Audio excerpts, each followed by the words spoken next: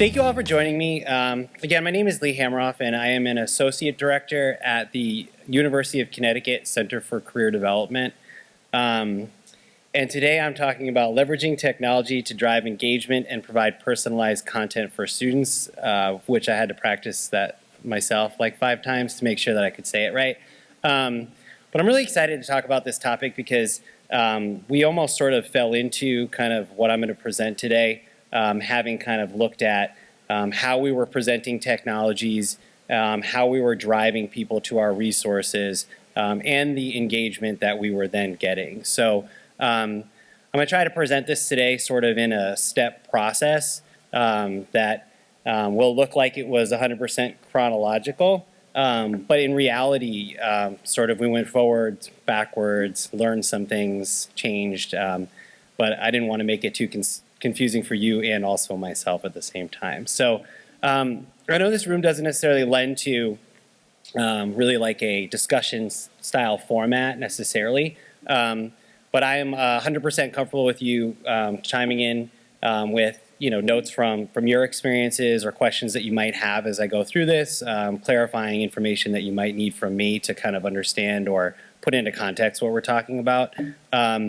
So feel free to kind of raise your hand or do that if you'd like.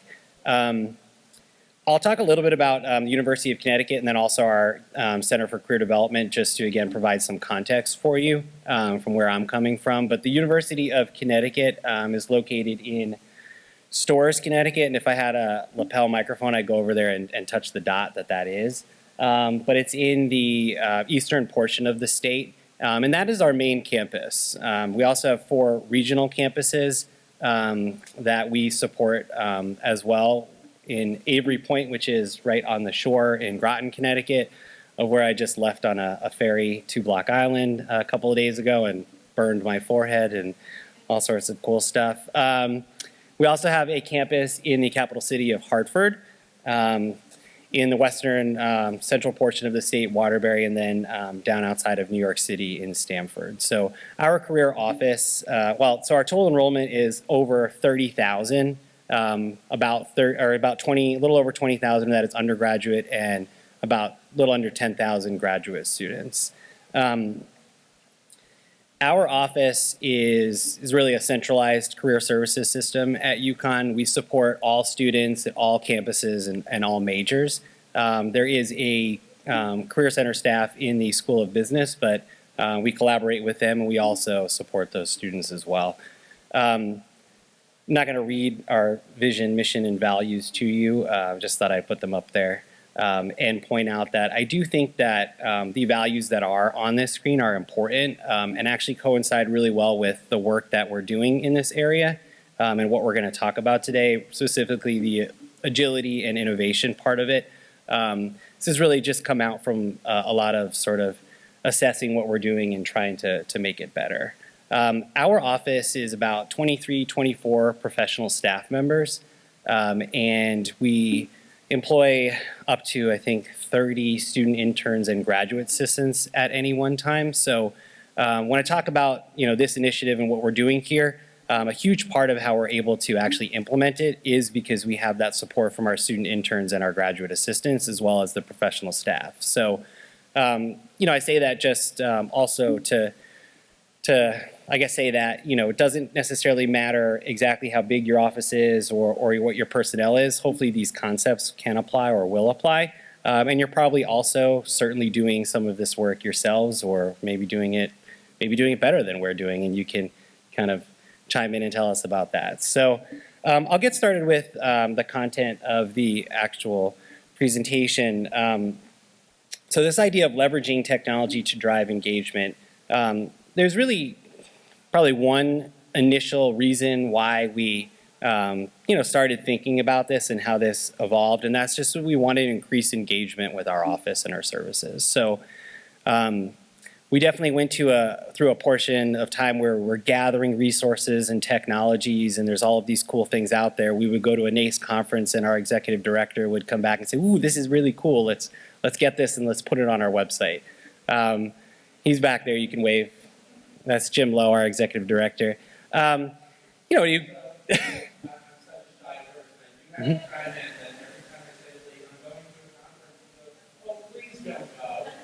Yeah. Yeah. Which is fun, but also sometimes annoying. No, I'm just kidding. No, it's great that he's that interested in it, and we're constantly, we're constantly learning about new things. So we definitely went through a portion of time where it was, oh, this is really great, let's get this on the website. And then it might be marketed by our team and introduced to students, and then sort of fall into some black hole somewhere, and we'd see some engagement. Maybe it would take off, maybe it wouldn't. So this is really designed to help increase engagement not only with technologies such as maybe a handshake or focus to career or something like that, but also just with all of the resources that we present through our website and our services that we offer. The other part of this, which was almost more of an unintended benefit, but is really important, is that the work we're doing to leverage this technology and use it to create these personalized spaces for students really helps to strengthen partnerships. So as we go through this presentation, I'll try to provide examples of that. But in creating some of this personalized content and driving students to it, we've been able to also say to campus stakeholders, academic departments, and other that we have this for your students. We're committed to you, we're committed to the student, and that's helped us to build some of these relationships. So what this is really just a best practice within our office to utilize technology and personnel to allow for us to market and post content that's individually tailored to the audience. I'll talk about how we do that as far as what is actually personal or tailored to them. This isn't necessarily a situation you're gonna come onto a platform that's gonna say hi Lee and tell you everything about you, personal in that nature, but you're going to be able to drive, or we are able to drive students to an area on our website that feels like it was curated for them. We think that's important because there's a lot of noise out there. They're receiving a ton of email messages, opportunities. They've got to sift through all of that, let alone the content that they can see on our career website because we've put so much out there for them. But there's all sorts of other things that they're discerning between as well that may or may not be important to them. And we want to make sure that when we are communicating that to them, that they see it as important and that they recognize that it is, so that they're going to continue to open those email messages, continue to come back to this personalized content area because it's new, it's updated, it's dynamic, and it's for them. So there's a couple elements to how we went through that process. Again, it probably all didn't go in this order. It probably moved back and forth between a couple of these things. But the key elements of us being able to do this were first to evaluate the current technology that we had.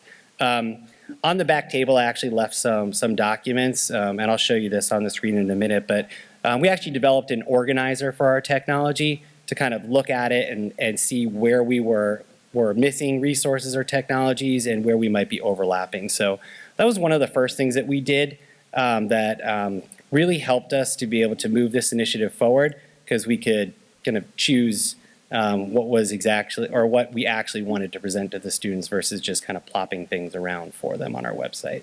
The other part that was important in this was integrating that technology. So again, really considering where these technologies were placed and how we were actually communicating that out to students. We also needed to create like a content vehicle or hub or space for these resources and the personalized content that we're building. We then also had to actually produce that content. Some of that utilizing or leveraging the technology for through automated data feeds, RSS feeds, and things like that. And the other portion of that being stuff that was manually created or produced by our staff, and then figuring out how we actually continue to make that dynamic or rotate it so that it's not just flat, static content on these pages. So the sports structure that we developed was really important to that.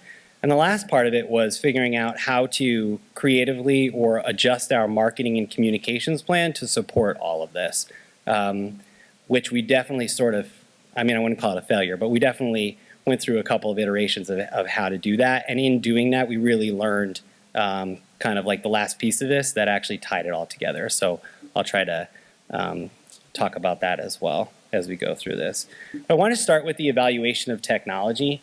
So what you can see sort of on this screen, unless you have like eagle vision, which I definitely don't, you can't necessarily see exactly what's on this, but what this is an organizer of our technology. I'm going to talk a little bit about our web platform vendor UConnect that powers the back end of our website. They actually developed a really cool document, I think probably 4 or 5 years ago now at this point, where they wanted to outline for career services offices what technologies were in the space and where they fit. So it wasn't this document necessarily, but we took that document and said, that's a really great idea. Let's lay this out for ourselves and then plug in all of these technologies in these areas to figure out, do we have something in this space? Do we need something in this space? Do we have too many things over here? Or do we maybe just have multiple things? We still want to present them to students, but let's choose the one that's the key entry point for their, for that topic, whatever it might be. So we went with a couple of different categories. Website management, which again is our UConnect platform. Career services management, we use Handshake. We use a number of different marketing and communications tools. We have a big section for career planning, which includes, topics like interviewing, experiential learning, assessment. So what technologies do we have in that space that fit that? Data and analytics, and then another category which currently we don't have anything in, but is there just in case we need it.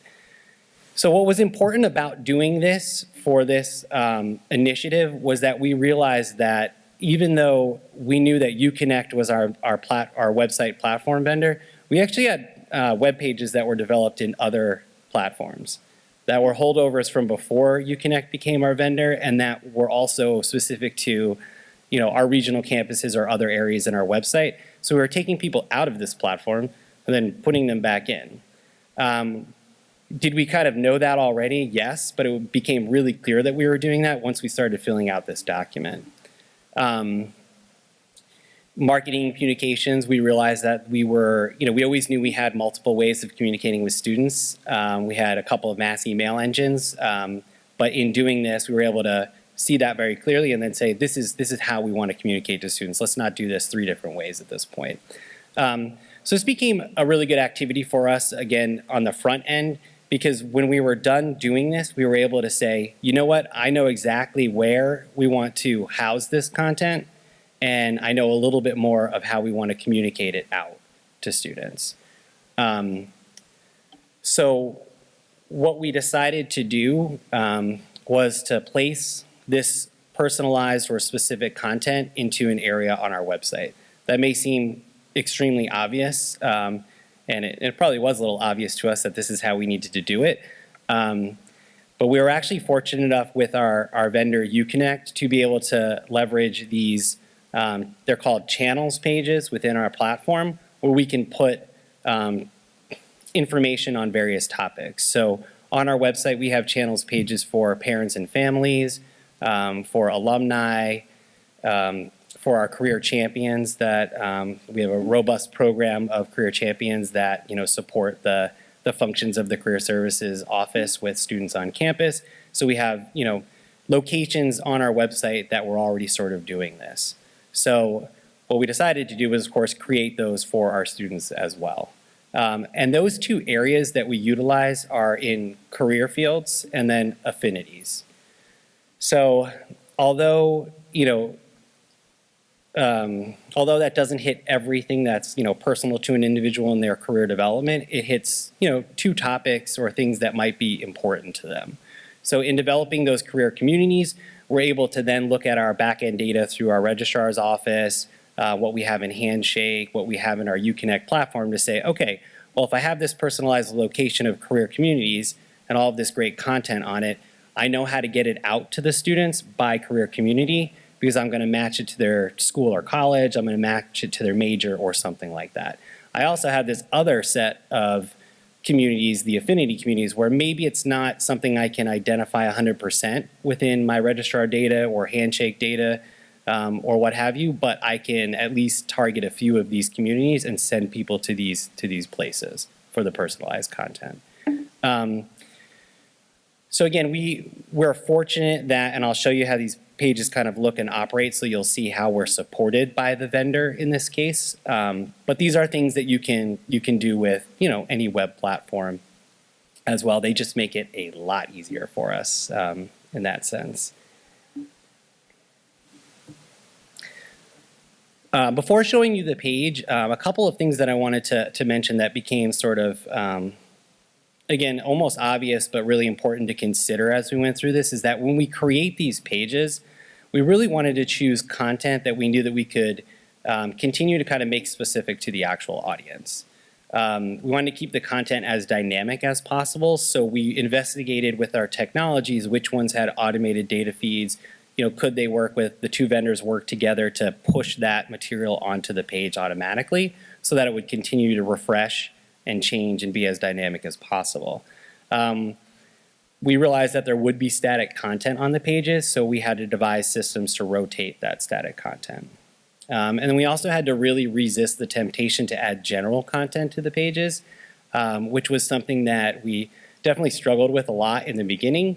Somebody would find a really great resource for students. We'd say, yeah, we got to add that to this page. It's really good for our arts, media, and communication page.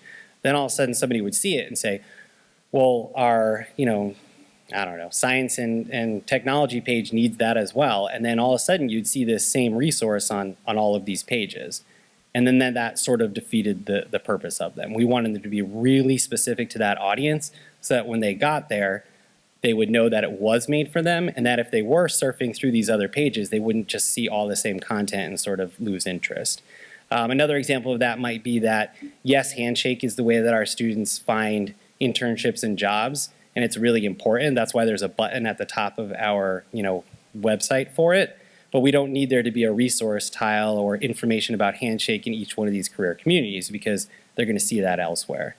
But we went through this process of adding these things because, like, oh, everybody needs that information, but no, they don't need it there, and that sort of started to dilute the specificity or the of the page itself. So I'm going to hop out of this for a second and just pull up our website. Oops, should not have done that. Here we go. So on our website, in this section up at the top, which hopefully you can actually see, there are career and affinity communities. We have a number of them for each.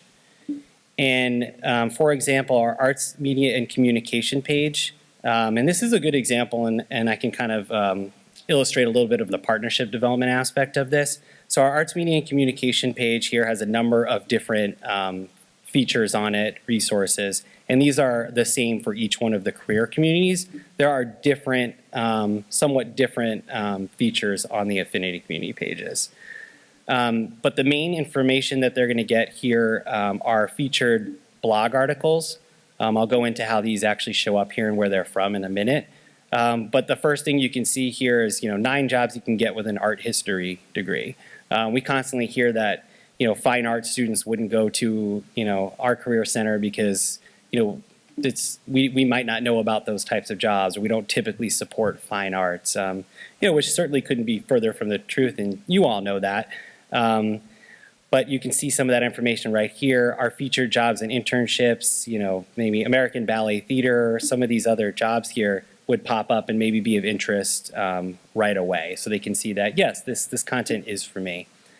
We have mentors that that are in one of our systems that we bring into this platform that are chosen by our students.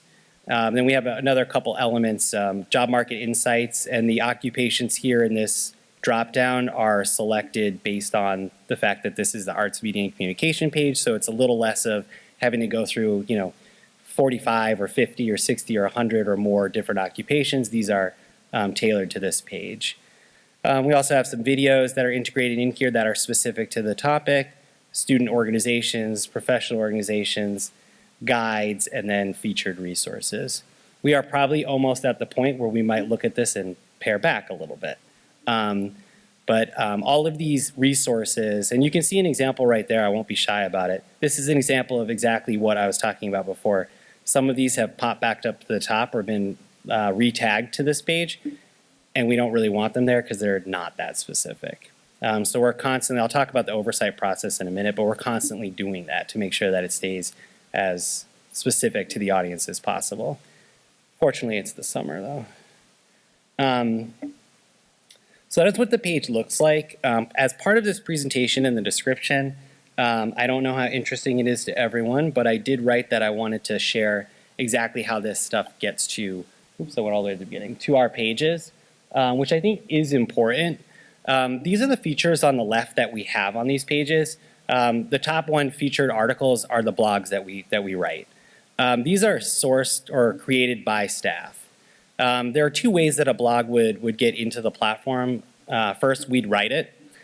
Second, UConnect actually provides external blogs from various companies based on their relationships that they've developed that we can actually pull from. So if there's a topic that we're not as comfortable writing about or something of interest that we find, we can pull that and tag it to the page. Featured jobs and internships come from Handshake, from an external feed that we've developed. Our featured events come both from Handshake and then also our UConn events calendar through an RSS feed. And again, you can see on the right, these are both, or those are also automated integrations. The job market insights is something that's provided through the UConnect vendor and an integration. We actually sourced all of the student and professional organizations, put them into the platform, and then we kind of manually update them. Vault guides are an automated feed that comes in, and as new ones come in, we evaluate them and we tag them appropriately. And then we have featured resources, which again are really staff sourced. So we went through a process of developing a lot of resources initially and then tagging them and putting them on the pages. And as we go through, we just reevaluate that. So you can see that some of these are manual and some of them we're actually able to use the technology and utilize the integrations and automated feeds in order to get that stuff to come onto the pages. Like with any technology, it doesn't do 1,000% exactly what you want it to do. So there's always a human element to it, but these automated integrations or feeds really help us to do what we need to do. So I talked a little bit about the oversight of all of this, and then I'll kind of flip back to this page and show you how that actually integrates itself into this. But we developed a team to oversee the process, just to make sure that, that everything that we had put into play kind of stayed the way that it needed to stay. Our director, who's pictured on your left up there, Nancy, is really the vision or the oversight for all of this. She's constantly pushing us to make sure that these pages are as great as they can be. I focus mostly on the technology aspect of it. We have another staff member who is in more of the operations of this and is working directly with a lot of the student interns who will populate content. And then our marketing communications person is also on this committee, makes sense, so that they are working on making sure that these pages are really featured in how we market our events, services, career fairs, and so on. And I'll get to that in a minute. In the middle level here, really the most important piece are our content team leads, which really are our professional staff members, and I believe some graduate assistants that are assigned to these career and affinity communities. So they basically serve as page leads for the different topic areas. Underneath that are the content support folks who would be mostly our student interns and graduate assistants.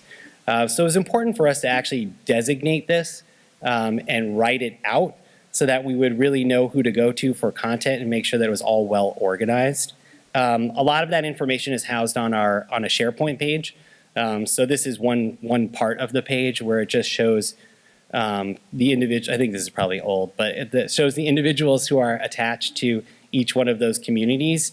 On the career community side, there's typically a professional staff member who's on the coaching side of things, and then somebody who's on the employer relations or corporate partner relations side, as we call it, and then an intern as well. So you have 2 to 3 people who are focusing some of their time and efforts on the career communities, each individual one. On the affinity community side, it's 1 or 2 of our professional staff members typically who are assigned to lead that page.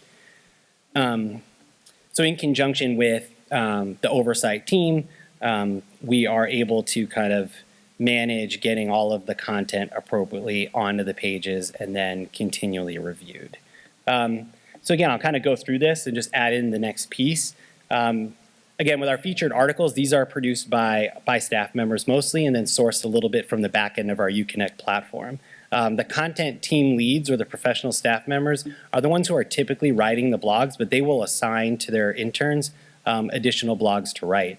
Our oversight team will basically say, hey, we need 2 blogs for your career community by this date or during at least 2 during the semester or something like that. And then we'll make sure that that gets submitted and we'll post them appropriately. Yeah.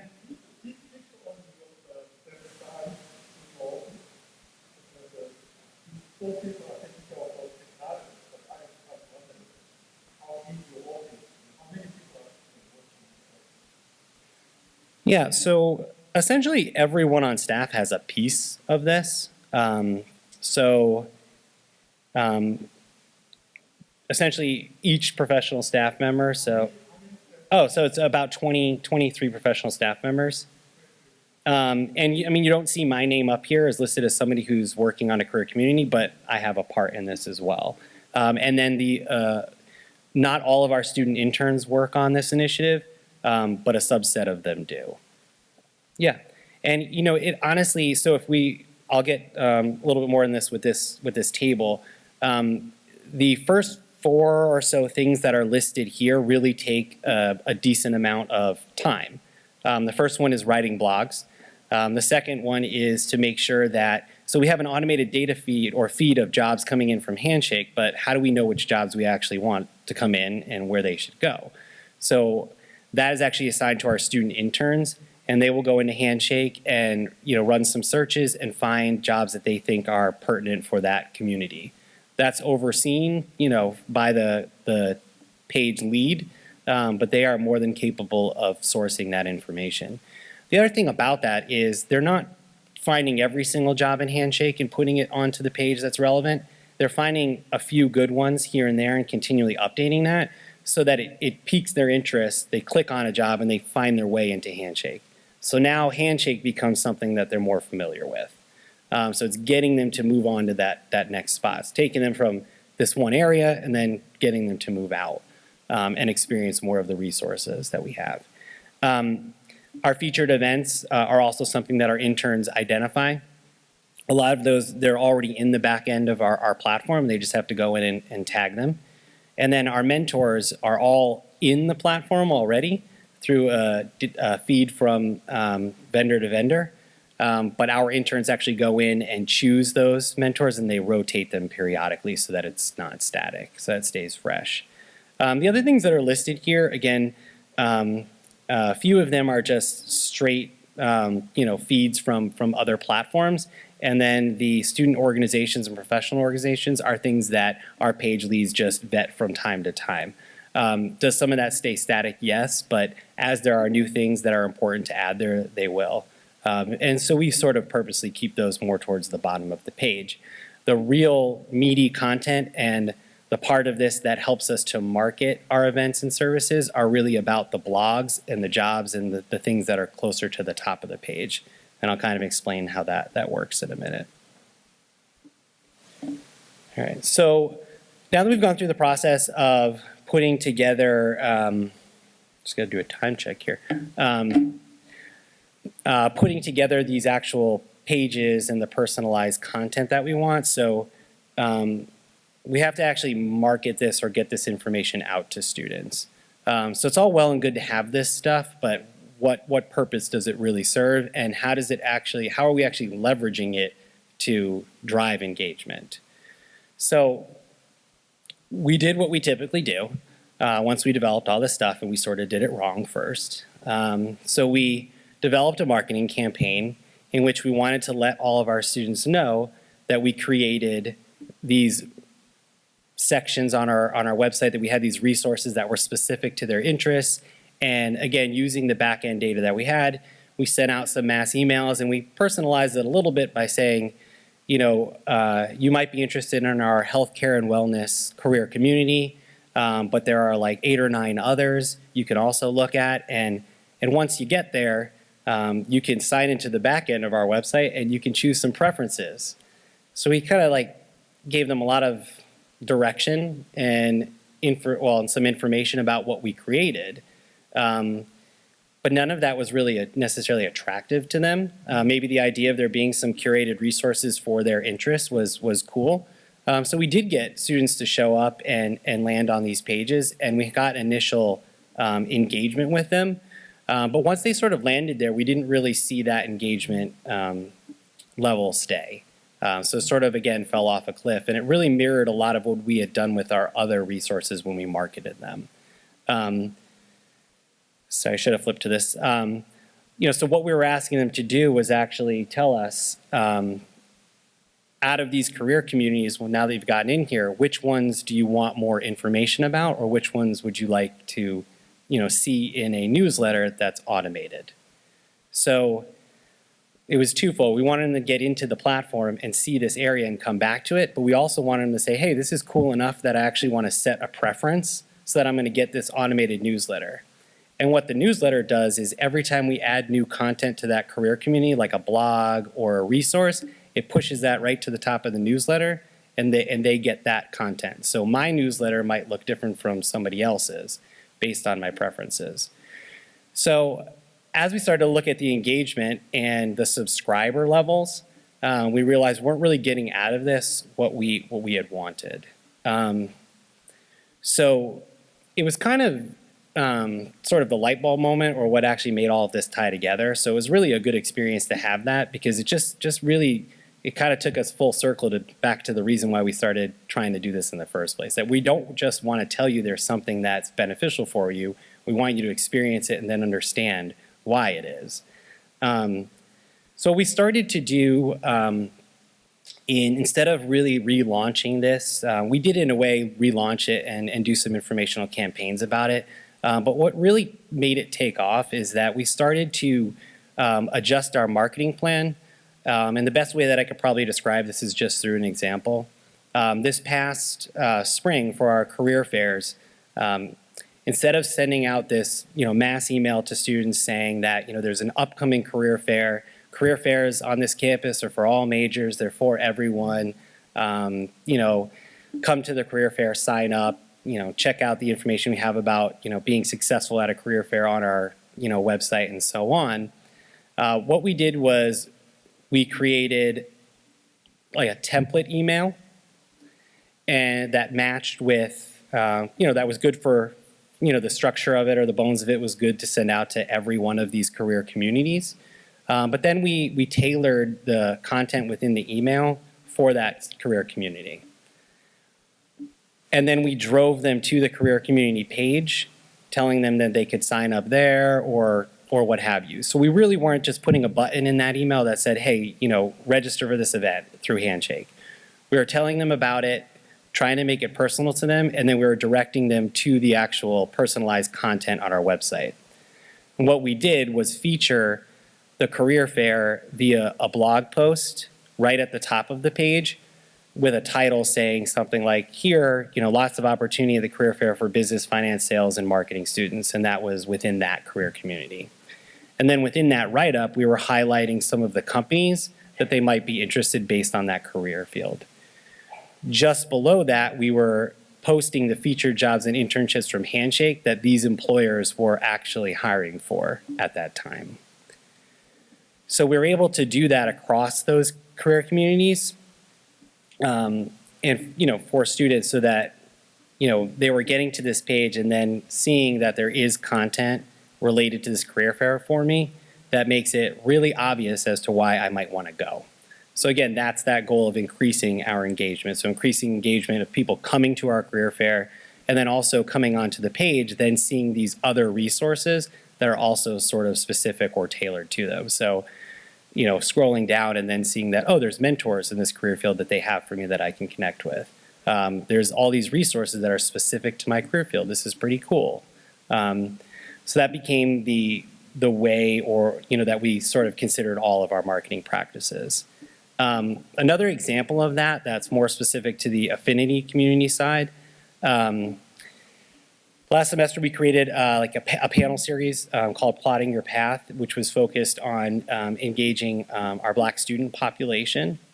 And so instead of just trying to figure out who to market this to, within Handshake based on, demographics and other things, of course we did that so that we could send these messages out. But we didn't just send out information about this event.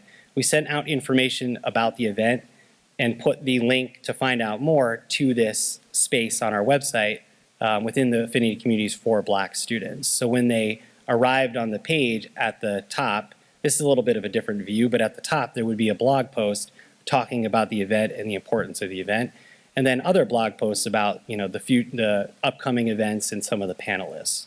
So when they arrived on that page, it's sort of all there right in front of them versus just saying, hey, here's an event, click on the link to register, we hope you come. Also on that page, once we had the first event in the series, we posted the video for that so that anybody would land on the page would see that, and sort of we could use that as a way to remarket and continue to push people to this page. And then we would, again, post subsequent blog posts wrapping up those events as well. So again, this sort of process became like the best practice for marketing some of our things, or most of our things that we were doing last semester. And what we've seen, it's still pretty early for us to be able to completely assess all of this, but we've looked at a couple of different, key indicators as to whether or not this is successful or something that we'd want to continue, all of which have been, really good indicators and positive.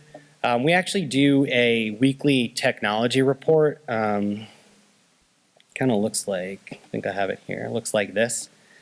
This is just one tab of it. We actually take all of our technologies, including our web pages and some key areas, and continually each week assess them against that same week in the previous academic year. Knowing that the patterns for when people land on our website or when they might utilize a certain technology are similar across, they're not 100%, they don't 100% line up, but they're similar across those time periods. So we're able to say, yeah, we saw a spike, this year in engagement with our career community pages. We saw that same spike last year, we know why. Or, hey, we saw a spike this year, but didn't see that last year. And that's as a direct result of us marketing our career fairs through our career community pages. Yes?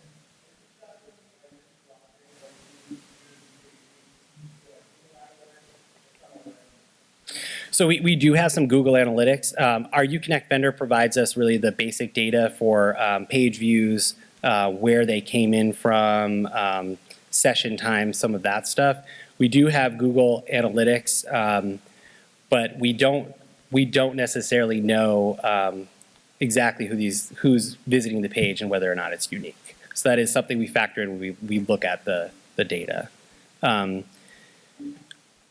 There's probably a way to do that with Google Analytics. That's not necessarily my strong suit, but it's definitely something that we're interested in going deeper into. But what we do know is that we've seen about a 91% increase in the community's page views since we started marketing this way. So at least they're ending up there and they're staying and they're hopefully coming back. Yes?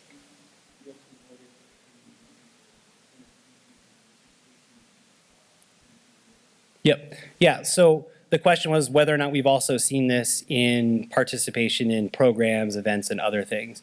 It's a harder question to answer because of the general state of things, moving from, we're offering virtual career fairs, in-person career fairs. We actually offered a ton of virtual programs because we were able to. So it's a harder question to answer. I don't think I have a good answer for that right now in terms of like programming and events. What I do know though is that the elements on the pages that are technology based, like resources like Handshake and others, clicking on mentor profiles and stuff have all increased. Our unique logins in Handshake have continued to increase recently, but again, that could be a lot of different factors because there's a lot of reasons why somebody might go into Handshake. But yeah, so these are probably the three key indicators that I was looking at so far, but all of those things are things we would dive into deeper, for sure. Our email campaign engagement, when we adjusted the way that we were marketing our career fairs, for example, in the spring versus the previous fall, we saw about a 20% increase in the open rates of those emails, and then increase in click rates as well. So that's an average based on the fact that we were sending these personalized or tailored emails to all of these different subsets of students. So across the board, it was about a 20% average increase. And then the other thing that we looked at is, I didn't mention this earlier, but we made the decision at some point to not ask our students to preference the career communities in the back end of our website. We pre-populated, or we pre-assigned, excuse me, students to those career communities. So once we did that, what we were looking at was whether or not our subscriber levels would just drop off, that they would, decide that this is not important to me and they would unsubscribe. And if they actually took the time to unsubscribe, then that would be a real good indication that it's not something they're interested in. Because, not all of us, I still delete 50 emails a day that I shouldn't have to, because I should just unsubscribe from them. Yeah, so we saw that we maintained or increased the numbers. They certainly fluctuate a little bit, but we never went below the original number of subscribers. But the really cool thing that we actually saw was that when we looked at what people were subscribing to and the numbers of how many people were subscribed to them, those would fluctuate. So people were actually making decisions, preferencing something, finding out that maybe they wanted to preference something else. So they might have moved up and down like this, but the total level stayed the same. Yes? Sure.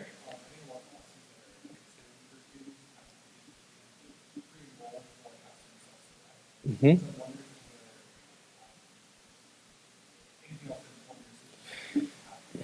Yeah.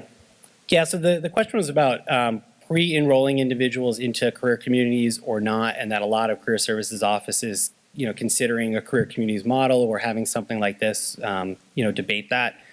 We were very much really in the camp of, we're not going to assign them to these career communities. Just because they're in the College of Liberal Arts and Sciences and are an economics major does not mean that they're interested in, said community. I think what happened was the experience of sort of asking them and kind of pushing them towards doing that, self-identifying what their interests were, didn't get us to the point, or the engagement point, that we really wanted. And I think we decided that we were not losing enough to not do, if we did do it, it's not to the detriment of a student. We were just very clear in our language when we went out with our marketing campaigns that were general in nature about this, that this is just a suggestion. Like, you've been enrolled into the healthcare and wellness because, whatever reason that is, because your major or your school and college, but we know that your interests may not 100% lie here. Here are other communities you might want to look at. So we just changed the language a little bit to recognize that. But yes, we were way on one side of it, and then, kind of backtracked from that. Yeah, that's a great question. All right. Okay. So those are kind of the nuts and bolts of what we're doing and sort of how it came about. And I'm interested in, of course, questions that you may have for us, but also to hear and have you discuss amongst yourselves or amongst the group, things that you're doing to kind of leverage the resources and technology that you have, and then to drive engagement, to those. And if anybody's doing something sort of, similar. Yes.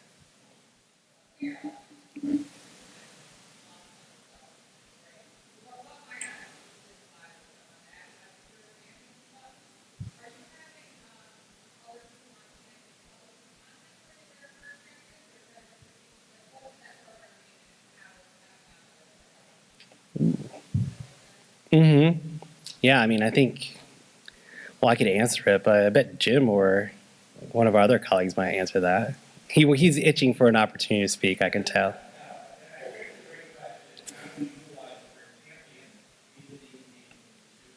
So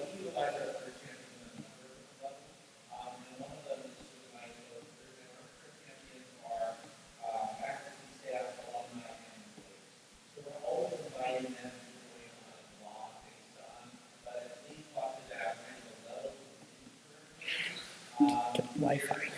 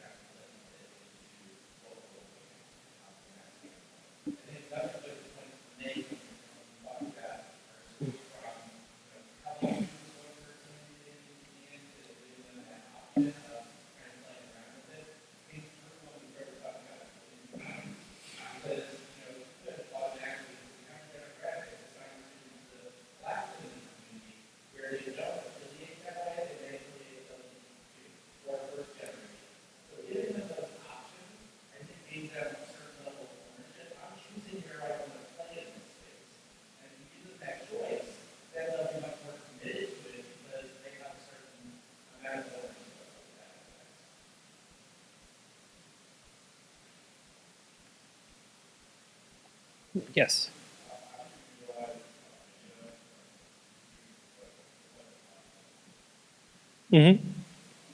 Yeah, so we actually, this is very new. I wasn't even sure it would pop up in our platform today, but there's two sources of video that we utilize on our website. One of them is an integrated feed from UConnect with candid career videos. And that's something that UConnect just recently provided to us. And so we went through the process of taking all of those videos and categorizing them and then having them feed into our career communities. The other thing that we're working on right now is taking our homegrown videos that we produce. So we have a whole section of our website called Career On Demand. And this is actually the last holdover of a page that is produced outside of our UConnect platform. So I'm glad this came up as well. But here we've placed videos that we've created by topic onto a web page for our students to access, and those are all housed via YouTube. So we can take the share URLs or the what is the other word for it? But then we can take that information and put it directly into our website. So we're in the process of the back-end, creating the back-end categorization so that we can add these in and put these homegrown videos that are specific to the UConn student onto those career community pages. Yep.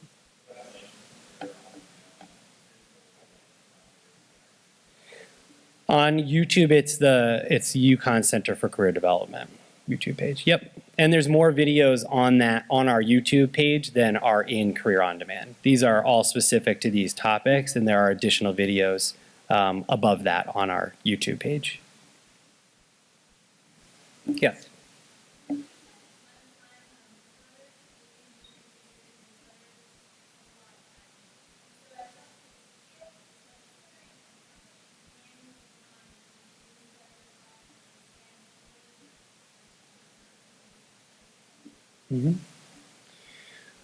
Because of the vendor that we work with, UConnect, in terms of specifically the newsletters that get sent out to the students, and those are weekly, basically spend zero time on those. It's all automated.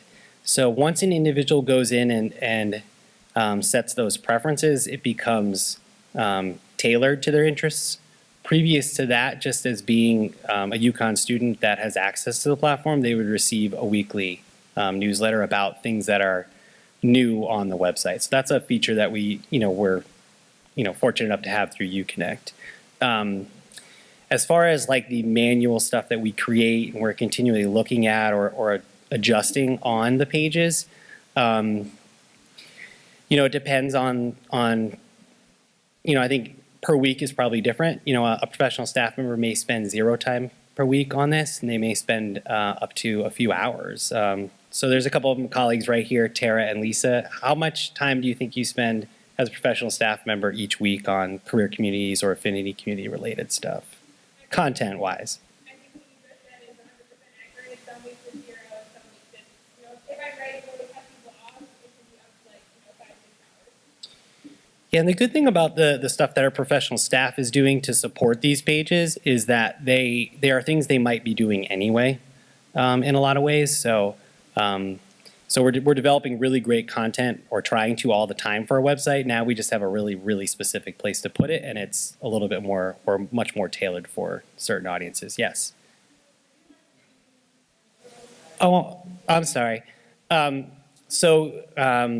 probably say it differently. The answer about how much time we spend, or a professional staff member spends on this, is, for a week it may be 0. Or another week when they're focusing on writing a blog or something, for their page specifically, it could be a couple of hours per week. Thanks. Yes.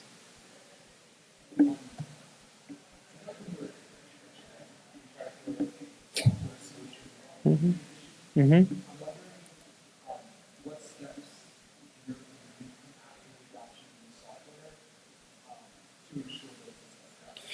Yep.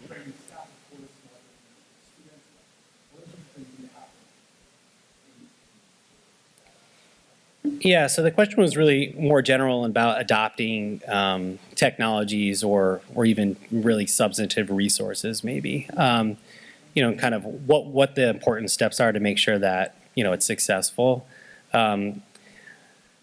There's a lot of elements to it, of course. So, as you mentioned in your question, having a marketing plan and having, appropriate training for staff. But I think those are things we kind of always do, right? And we think about that. The vendor might present a marketing plan to us. But I think the thing we don't always do is the organizational part of it on the back end. So, again, not all of these systems are just set it and forget it, and it's going to do what it needs to do. We had a system that sorry, not that you need to see this, but we had a system, or have a system for, our mentors, right? And, it was one of the only platforms that for a time didn't have a professional staff member who was assigned to it, championing it on the front end to other coaches and, learning about it. And so, sort of fell off. So, it's just the organizational aspects of it that I think are really important.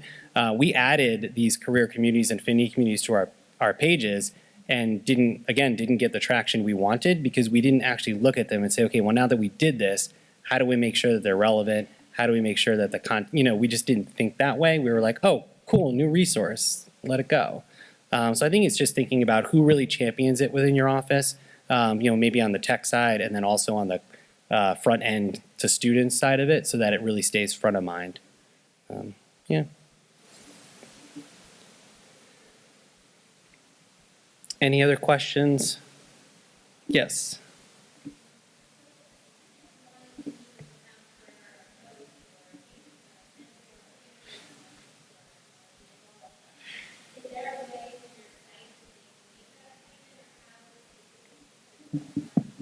Yep.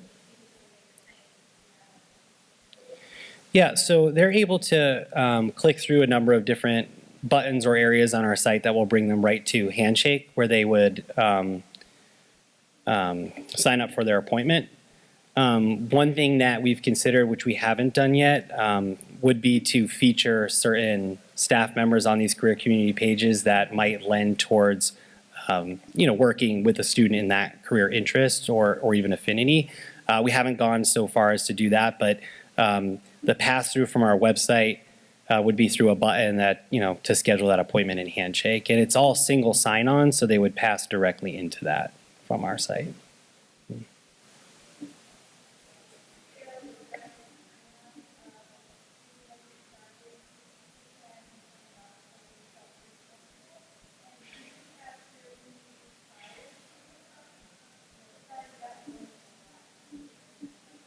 Mm-hmm. So we've been with UConnect for our platform for 7 or so years, maybe, Jim. We did not introduce or utilize career and affinity communities until about, I think, 2 or 3 years ago, 2 or 3 years at the most. From the time that we really realized that we needed to kind of do this and focus on it more. Again, we went through kind of like a first step of this, and then we did it again. I think that process was really over maybe about a 1.5 year time frame. As far as utilizing this platform to accomplish your goals of, writing blogs, posting integrated content, posting your regular content and what have you. The resource, or it's built in a way that makes it really easy to utilize. So really anybody can sort of become a webmaster and learn, how to use this program, which is great because we do have our staff going into the platform and submitting their blogs through UConnect. They will sign in and do that. We have a few other staff members that are not on our core internal technology team that do things in the platform that makes it easier for us so they can manage some of that stuff on their own. So it's not a steep learning curve to use it. It's really easy, and it's developed that way. Because most of us are not, coders or anything like that. So, yes.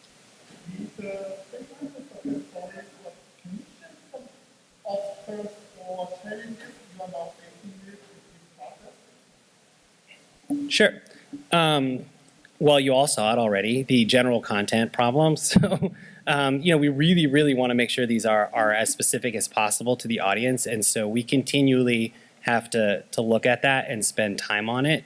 And then because our staff do have access to certain parts of the platform, sometimes they will tag something or put something on a page that really just doesn't fit with what we're looking for. So we're actually going through a process this summer of reorganizing those permissions to make sure that that doesn't happen. But that's been part of the challenge. The other part of it is we have a lot of career communities and a lot of affinity communities. So sourcing content sometimes can be an issue. And not to say that we can't produce it, that we don't have enough resources to produce it. Sometimes there aren't enough events, around that career interest or that affinity to post them onto the page. So sometimes those elements, which is nice, they will just drop off and disappear. They won't be sitting there saying no events. But we want to have that same type of content for each group. And sometimes it can be harder to curate that stuff or to find it, for each actual group. So, yeah.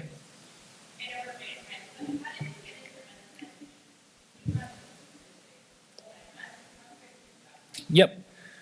So there is a career community that's called Let's Explore. And so the Let's Explore actually, we used to have a homepage for career communities where we listed all of them and drove people there and then, sent them out to the other ones. Now the Let's Explore actually serves as our homepage for career communities. But that's where we actually drive our undecided students. And so they can kind of start there and learn. But it also has resources for students that are undecided or looking into, switching majors, stuff like that. So they can always sort of come home to Let's Explore. Yes?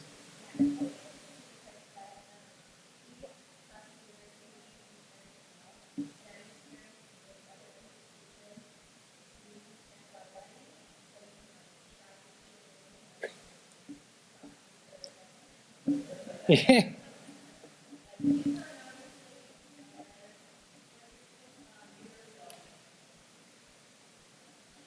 Yeah, and I'm always trolling all of the other UConnect websites for ideas, so for sure. Well, thank you so much. I appreciate all of the questions and your engagement, and have a good rest of your evening. Appreciate it.